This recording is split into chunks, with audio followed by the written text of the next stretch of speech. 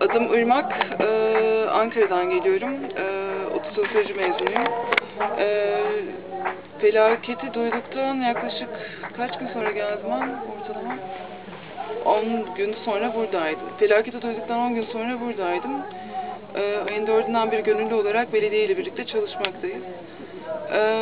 Bizim daha fazla çalışana ve daha fazla gönüllüye ihtiyacımız var.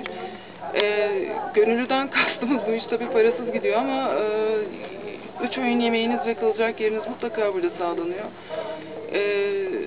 Burada herhangi bir tehlikeli bir durum yok ama bizim için yok tabii ama depremden sağ kurtulmuş fakat maddi anlamda şu anda desteğe ihtiyacı olan çok fazla insan var. Maddi anlamda destekten kastım da evsiz, çadırlarda kalmak zorunda olan, çadırlardan da kastımız bizim öyle iyi koşullardaki çadırlar değil.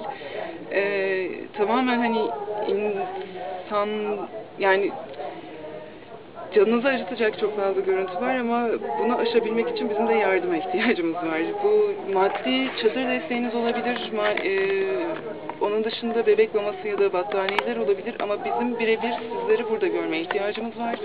Doktor, mühendis, mimar. Bizim tek tek köylere gidip hep beraber çalışma yapıp Van'ı tekrar ayağa kaldırmamız gerekiyor. Bunun dışında bu kadar. Sağ olun.